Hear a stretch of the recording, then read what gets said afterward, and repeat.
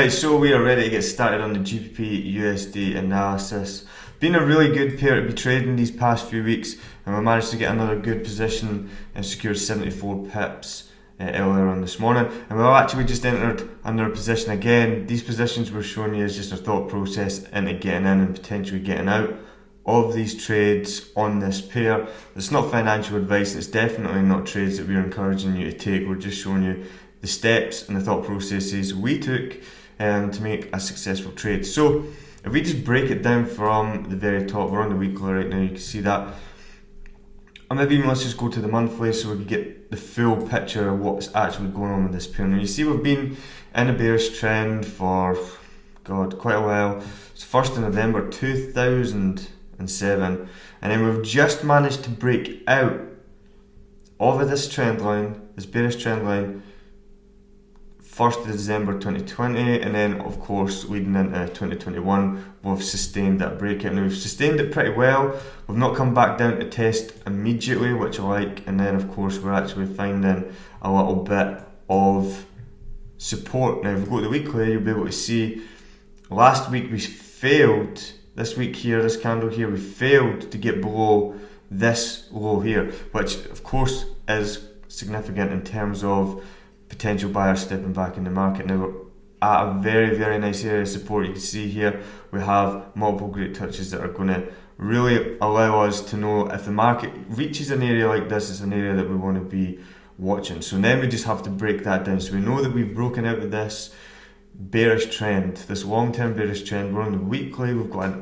nice area of support that we've broken out, we've not immediately retested, we've come back down into that area of support, and we're getting a double bottom now. So now we're going to continue to keep on breaking it down. Now I had this price range here, which you can see is roughly about 871 pips, because we're just trying to take a like for like. You could probably maybe take it from, say, here, just when we actually broke out, and you can see to the top of these highs here, 871 pips.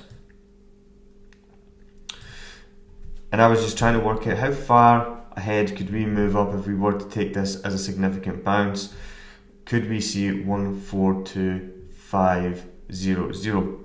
And I do think we can, because we've had that big bullish breakout, we've sustained it, we're coming back down in a nice area of support, and we're really struggling to break these lows in this area. So if we go down to the 4 hour, you're going to be able to see the position that we took earlier on. We've seen a little inverse head and shoulders.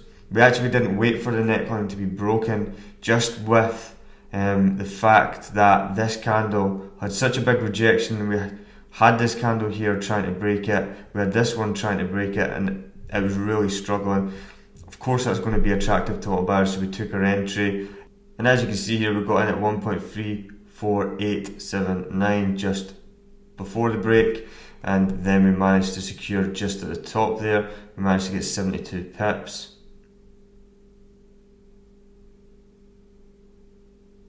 Closed the position, and then we were looking for price action to come back down into this red zone. But what happened is we actually went to the 15 minute, and that's when we got this position here. You can see the 15 minute. If we go down to this time frame here, you can see this is what we were looking at. We could see this nice area of support. Just the way price action was rounding it off, we were really getting a nice rejection. You can see here we've kept in it. We've had our stop loss nicely out the way of these wicks, and now price action seems to be moving back up. It could obviously turn against us, but I do think this is going to continue up to 1.36300 at least, and then of course we will be looking to take our profits. We've obviously got a nice risk to reward here, 3.96, almost 4 risk to reward. So if you're risking 1%, you're looking to get 4% back of your total account balance. So that's the trade that we're currently in just now. The trade that we took previously, we made 72 pips or 74 pips. That we closed that out. We wanted to take a profit for the day. We didn't actually anticipate, like I say, us coming all the way back down to maybe retest an area of support like this and then continue up.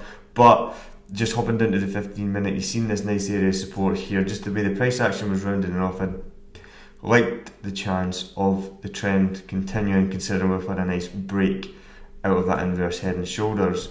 And I do think that we could have some more steam to carry this price action all the way up again to 1.36300. So that's what we've been looking at for GBPUSD. We've had one successful trade already this week, so we're going to wait and see how this one does, and then play it out from there. Of course, you can see we'll have a couple of other targets, just depending on how far this is going to go, because remember, we have just broken out of a really long-term downtrend, so we want to be making sure that we are able to capitalise on any continued moves up. We want to be knowing the first signs of danger, of course, but we also want to be knowing just how far we could stretch this, because if you want to be mastering one specific pair, or if you're going to be trading one specific pair, knowing it inside and out, you want to be knowing all the levels and all the potential problems getting to those levels. So when you are making trades, or maybe perhaps you're scaling in, adding a second or a third position, depending on how well your risk management's been, then of course it's going to pay to know exactly how far you can stretch it, because then you're going to ultimately make more money off that pair. And as you know, the market only gives out so many opportunities, so you want to be making sure that you're getting the most out of every single pip.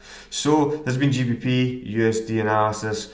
We will update some more towards the end of the week, maybe Thursday or Friday, depending on how well the market's moving and what opportunities it gives us. So if you have any comments on this analysis, please shoot it in the messages below. We'll get back to you as soon as we can, and we hope everybody has a profitable rest of the week.